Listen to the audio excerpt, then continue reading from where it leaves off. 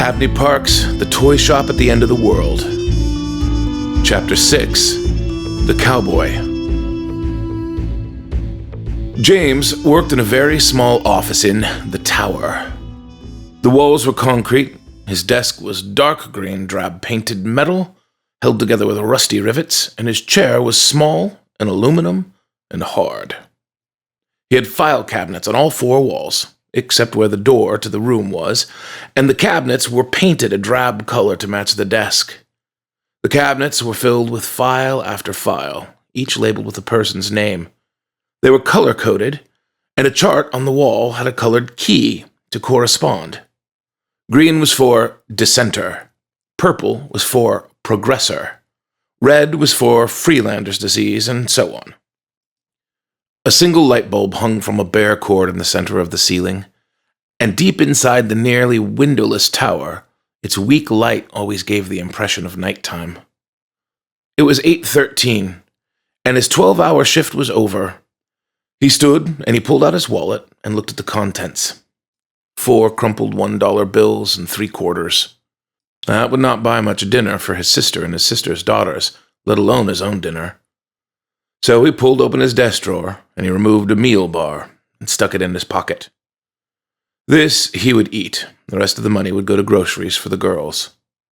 The door to his office swung aggressively open and hit the file cabinet next to it so hard it rang in his ears. In walked Ian, a tall, muscular police officer, red-headed with piercing blue eyes and a muscular physique. Ian was the kind of man who would have been good-looking, but his personality prevented it. "Smells like a latrine in here. Is that you?" Ian said, placing both hands on James's desk. "Funny, Ian. That's always funny, every single time you say it," said James, not quite convincingly. "And what can I do for you?" "Nothing," said Ian. He pulled open a filing cabinet, pulled out a random file and started reading it, chuckling at the contents. James folded his arms across his chest and glanced at the clock. "Then why are you here?" "Can't a guy just visit his friend?" he said, still reading the file. "Oh, this guy didn't go gracefully, did he?" James walked to Ian and pulled the file out of his hands and put it back in the cabinet. "That guy had 3 kids, and when he went, the kids went too." James' eyes were red. Ian looked James in the eye, standing threateningly close, and said, "So how's your sister?" "Audrey's been better," James replied, his voice slow and low, and it was a touch gravelly from exhaustion and stress. "Hey, it's not my fault," Ian said, stepping away. "I've had my hands full just keeping her little secret." "Yes, you've been great," said James flatly. "It must be exhausting, all that you're doing for them." "Look, don't guilt me. I gave Audrey a better option when her husband died, but she turned me down."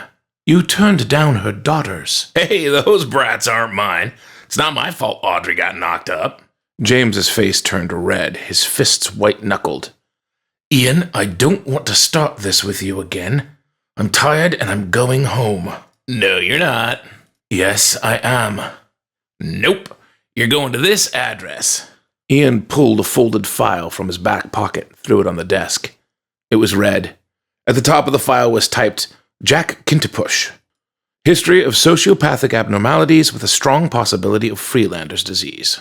"Damn it, Ian, I'm tired." "Yeah, well, you can be as tired as you want to be when this guy is smashing faces at a bar 18 blocks away. So either you can go calm him down, or we'll simply turn the idiot off." "Frankly, I'd rather you did go home. I haven't drawn my gun in weeks." Ian knew James, and knew James's soft heart would get the better of him. "Damn it, all right," said James, and he grabbed his threadbare overcoat. At the base of the tower, only a few stories from the ground, a dozen train tracks entered a series of archways into a loading bay. The coal smoke from the trains left long black streaks up the side of the tower and filled the boarding platforms with a greasy black fog. James waited for his train to pull to a stop, his coat unable to keep out the chill from the 10-foot-tall fans that tried in vain to remove the coal smoke from the room. When the train finally stopped, he walked on and quickly sat on a bench looking out the first window. The train soon filled with angry or tired-looking police officers. Some had helmets and black uniforms with silver armbands depicting an eagle crushing a skull, and a few wore shiny patent leather hats and black suits with a similar insignia on their chest pockets. James wore plain clothes, old-fashioned trousers, long brown overcoat. His job didn't require a uniform, and frankly, he was more effective without one. It was less intimidating. He watched the city blocks go by, one by one, under the elevated tracks. It was a morose sight, but one he was too familiar with to complain about. When he saw people in the street leaving their first 8-hour job on their way to their second 8-hour job, all so that they could afford to share a cramped apartment with 3 other families, James did not feel sad for them. He felt envious that he could not give this life to his sister and her daughters.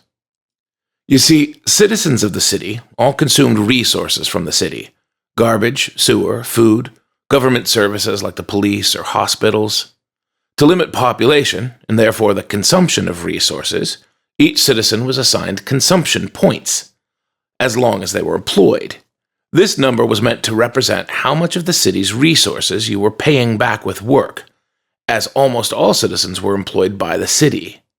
1.5 points were assigned per middle-class working adult, 1 point for a working child, 0 points were assigned to a non-working adult or a child, but each citizen was required to spend 1 point to pay for their own consumption of resources. So a husband and wife who worked could share their leftover half point to support the one non-working child they might have. When that child reached working age at 6 years old, that child then earned enough to pay for its own consumption, and the parents could have another child. If you couldn't cover your child's consumption points, say you'd been sick for too long, that child would be relocated to another family. At least that's what you were told. The fact is, once a child was relocated, no family ever saw them again, and the rumors of what actually happened to them were horrendous. The term relocated helped calm the families about their children being taken away. And this is why James hid his sister and her daughters in the basements of the toy shop. He had known the toy maker, as they had worked together in the tower for years before the toy maker retired. When Audrey's husband died, leaving her pregnant and with a toddler, James and Audrey used their extra consumption points to cover the child. When his sister gave birth and then became sick and could not work, James was forced to hide them, or the children would be taken away from Audrey. He pulled strings with everybody he knew, but in the end it was Ian who helped him destroy any paperwork relating to Audrey and the girls. As the train began to slow, James stood up. He pushed his wavy brown hair back and scratched the back of his neck hard with his fingernails, trying to wake up. He was exhausted in body and soul, but he needed his wits now. His job was never easy. A line of passengers from the train shuffled, angrily and exhausted, down a long, zigzagging concrete ramp. Under that ramp was a bar. This was not a nice place. Police officers and other city employees came here to drink government-approved swill while sitting slumped on hard metal chairs at metal tables.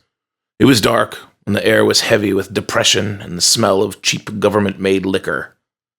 As James pushed through the crowd, he noticed most of the bar's patrons were standing outside looking in the doors and windows. James watched several of the people jump back just before a heavy metal bar stool came crashing through the front window. Glass from the window jingled around James's battered brown boots. "Oh, damn it," James mumbled. "This is going to take all night." He walked up to the door. Jack Kinterpush? Is that you throwing chairs, Jack?" There was no answer. James stepped in. He saw overturned tables, broken bottles everywhere, and the floor was drenched in spilled liquor.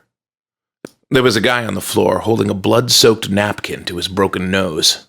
James asked, "Jack Kinterpush?" The guy with the broken nose pointed towards the bar. At the bar sat a dark man, so still James did not see him at first. He had a long, peppered black braid that reached nearly 2/3 of the way down his long, battered, tooled leather coat. His hair was shaven on both sides, and his skin was darkened by both ancestry and a life in the sun. His skin was tattooed with images of animals, vehicles, and bones. The tattoos covered his arms, neck, and the sides of his head, leaving only his face unadorned. His face was covered with deep crevices, smile wrinkles, as well as frowns. The wrinkles were deep, but his eyes were deeper still, with brows so heavy that in the dark light of the bar, James could not tell if they were open or closed. James walked slowly towards the man. "Jack Kinterpush?" The man was silent. "Are you Jack Kinterpush? Jack, I'm here to help you." The fan in the ceiling spun slowly, throwing its spinning shadow on the floor. "You're not going to hurt me, are you, Jack?" "Well, that depends," said Jack in a voice that sounded cracked like desert clay. James stopped walking. "It depends on what?" "Depends on whether or not you're going to piss me off. I'm not in a great mood, and I'm drunk." "I noticed that, Jack. Hi, I'm James." "Quit saying my name." "What?" "Quit saying my name like you know me. You don't know me. You don't know nothing about me." "Well, all right, so let's talk." "I don't feel like talking." "Look, Jack, do you know who I am?" James now spoke a little more forcefully. "I think I can guess." "Then you know what will happen if I can't get you to talk to me, right?" As James said this, he pulled out a stool 2 seats from Jack and he sat down. "I don't care. Unless you're going to get me out of the city, I don't care what happens to me." "Why would you want to leave the city, Jack? You know how dangerous it is outside the city? Do you want to hurt yourself, Jack?" "You don't know nothing, do you?" Jack said. "Jack, outside the city there is nothing." "Nothing but freedom." "You know how talking like that makes you sound, Jack. You sound delusional. Sane people don't believe in a magical world outside the city, filled with trees and animals. That's ancient history, Jack. You sound like you have Freelander's disease." "The last person who said that to me is bleeding on the floor by the door," Jack said, and he tipped his head towards the man with the broken nose. "The file they gave me is red, Jack. That means they think you have Freelanders, and they think that because you're talking crazy like this." James set the file on the bar. "So what now, Jack? What do you think happens here? Do you think you can just break everyone's noses, and they'll eventually set you outside the city walls to die?" Jack poured himself a whiskey from a bottle with a government label. "And then what? You live alone in a rocky wasteland, all alone until you starve to death?" James said, and he sounded sympathetic when he said it. "No, James, I would not live alone. I would find my tribe, find my family. I would find my horse and my gun, and I would be free again." Jack threw the shot of whiskey down and poured another. A tear rolled down his cheek, and James saw it and was quiet. "I'm not supposed to be here. I'm supposed to be out there with my people." "Jack, these are delusions. You were born in the city. You lived here just like everybody else. City life has been hard, and you've created these delusions in your head. We all wish there was some magical life somewhere else, but you have to get real, Jack. You can't wish these things into being real. They're only delusions." "Are they, James? Are these delusions, James? Are these tattoos delusions?